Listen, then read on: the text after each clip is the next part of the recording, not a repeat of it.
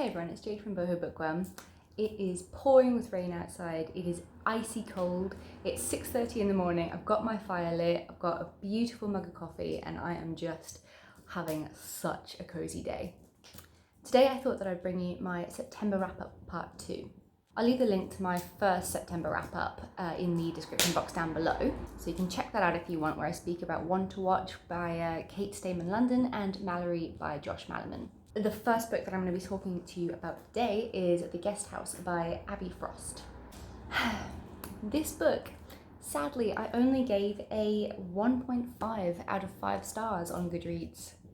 This book had a very gothic-y haunted house feel to it, which is something that I've really been looking for in the books that I want to pick up lately. It's about this girl called Hannah who cheats on her boyfriend. He then gets into this horrible accident where he dies, and it's said that he basically tried to commit suicide when a car runs him over on his bicycle. So she goes off to this guest house in Ireland to just get a bit of a break. She's getting a lot of negativity and bullying from people that she knows and people that knew her boyfriend and stuff.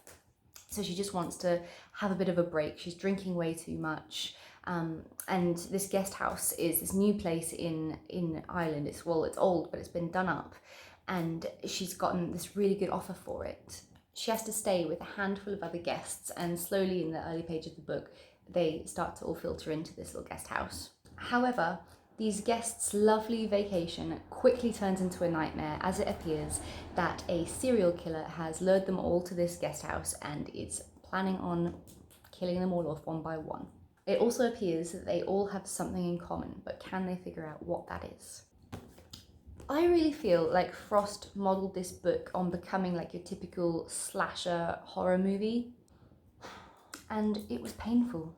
I just found there was way too much going on in this book. I mean, every chapter ends on this massive cliffhanger, and at first, yeah, that was really fun, but then it just got tedious and tiresome to read. I was just like, ugh. I didn't find it original at all.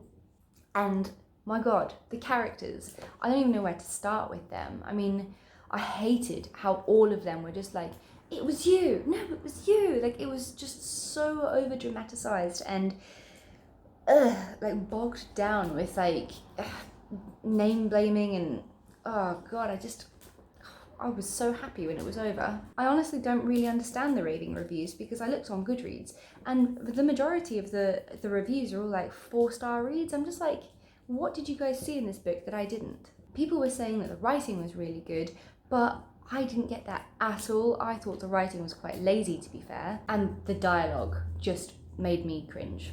One character I want to speak about is Chloe. She's now a 14-year-old girl, right? But in this book, she's portrayed as a 7-year-old that needs babysitting non-stop, and I was just like, does this author know what a 14-year-old girl is like? Because I don't know, it just seemed like everyone was kind of parenting her, and they weren't that much older than her, and it just really irked me. And the cat. Why the cat? If you've read this book, you will know what I mean.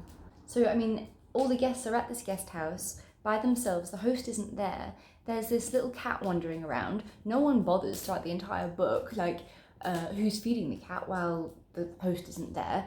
The poor cat then just gets killed off, and there's some animal warning and animal cruelty. I'm getting frustrated with this book even just talking about it. Animal cruelty for killing off this cat that didn't even get fed. It was just why was it even added into the book? It didn't make any sense to me whatsoever. Furthermore, the twist at the end was just ridiculous. The conclusion, even worse. Nope, this book did not do it for me at all. More trigger warnings for child sexual assault and abuse, and trigger warnings for if you are anything like me and get irritated by a really shit book. I don't know why I even gave it 1.5 stars. Sorry. Then I read The Night Swim by Goldin, and I enjoyed this one slightly more than that one. This one I gave a 3 out of 5 stars on Goodreads, and to be honest, I thought that it was going to be a 5-star read, so it did underwhelm me a little bit, especially as it's been getting so much hype on BookTube and Bookstagram lately. Logs on my fire.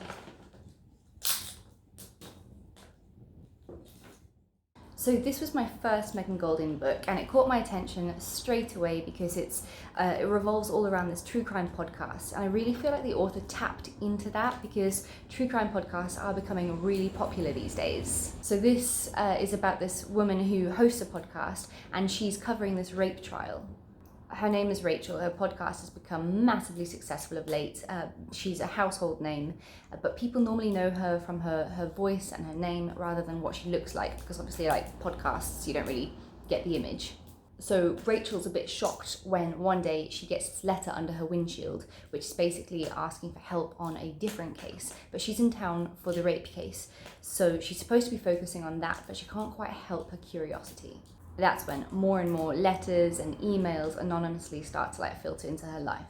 I have to say, I think the reason I didn't enjoy this book quite as much as I wish I had is because of the fact that I'm not really one for courtroom dramas. It's not my thing. I prefer psychological thrillers, and I feel like this book was marketed incorrectly. It's definitely not a psychological thriller. It's all courtroom drama, procedurals, kind of stuff like that. I mean, I did enjoy the podcast element to this book, and listening to it on Audible I think is really, really worth it because it adds such a atmospheric feel to it. I mean, they include sounds of the rustling of the leaves and the grass and stuff, which was really, really nice, a really good addition to the story. The author just did such an excellent job of really taking us to this place where this girl was raped in this field and stuff, and that element I think really comes out well in the audiobook. I think fans of true crime podcasts will absolutely love this book. I think for me, I just didn't get that wow factor from it, but that said, the writing was excellent. It was really well done, really descriptive, and I will have to say major trigger warnings for rape. Then I finally finished The Guest List by Lucy Foley. And this one I enjoyed even better than both of those. This one got a 4 out of 5 stars from me. This is like a whodunit mystery novel that takes place off of the coast of Ireland. It's about this wedding that happens on this island, and the bride-to-be is this really successful magazine owner. The husband is this reality star. There's this big storm brewing as all the guests start to arrive by boat. It's told from two different timelines, before the wedding and after the wedding, where one of the guests is murdered. We're not sure who the victim is, and we're not sure who did it. The really exciting and interesting thing about this book is that every single person, all the different characters have a motive, which I really enjoyed because honestly I had no idea until nearing the very end who had killed who and who the victim was at all. It's a book that really keeps you on your toes. It was just really quick, fun and addictive. It's also laced with scandalous secrets, which I love in a book. One of the other things I absolutely love in a book is when it's told from multiple points of views, and this book has several. Whoa! This book has several. I feel like the cast of characters was really strong. They were all just really well developed and had their own intricate backstories. And even though I don't even think one of them was all that likeable, it was just a really good book. And yeah, I mean, it did rile me up a fair bit. I mean, say the TV star, his friends from his all-boys school and stuff, God, they were like wild animals and they pissed me off something silly. I swear, when I get married one day, if I have a bunch of stupid men that just go around chanting and cheering and playing stupid games and snorting cocaine and taking MDMA and stuff, I will kick them off that island and make them swim back to Ireland, okay? I haven't read a Lucy Foley book before, but I am so excited to pick up The Hunting Party now because her writing is nothing short of stunning. I'm really actually very surprised at how many people on Goodreads have compared her writing to Ruth Ware. Ruth Ware is an author that I don't connect with at all. I've never enjoyed one of her books, but I loved this one. Though people have also compared this book to Agatha Christie, and I've never read an Agatha Christie book, but I really want to. So if you've got any recommendations for Agatha Christie books, please let me know. I really do want to give her a go. I mean, I think it's quite shameful that I haven't yet. The reason this had a star taken away from it for me and it didn't get a full 5-star review, I think it's because of the ending. I kind of found the ending a bit underwhelming. I kind of get it in a way that, I won't give spoilers, but like everything kind of wraps up and you realise why certain things were topics during this book. But I just kind of found it came out of nowhere, and I was just like, oh, I kind of wish it had gone a different way, to be honest. It kind of felt like it wrapped up too quickly. And one thing I wish that I'd gotten was a final chapter from the killer. And I also have questions. Like, for instance, okay, again, no spoilers, but at some point in the book, Aoife, the wedding planner, she walks in on a couple having sex, and I want to know who that couple is, because it kind of seems like it's Hannah and Louis, which is Louis, like a character that comes out later in the book, and I was like, oh, you naughty girl, but you don't really know, and I was just like, why was that included? What's the point of it?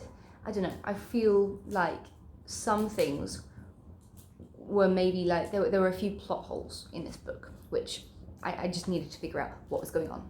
I mean, okay, so that part is irrelevant to the entire story, but if you're gonna throw a dog a bone, don't expect me not to chase it. And I think this book, I would give trigger warnings for bullying and self-harm. So they're the books that I have read so far during the second half of September. I am busy with Invisible Girl by Lisa Jewell, which I am loving. I'm also listening to an audiobook at the minute. What is it? Oh yeah, the new Louise O'Neill book, After the Silence, which, to be honest, and I love Louise O'Neill's writing normally, but I'm kind of struggling to get into this one, so I might have to restart it. Sometimes, I normally listen to audiobooks when I'm out on like my 5k runs, and I went up into the woods and did my 5k run the other day, and I just don't think my head was quite in it, so I need to probably restart that and give it another bash. Let me know what you're reading in the comments down below, and I hope to chat to you soon. Have a lovely day. Bye.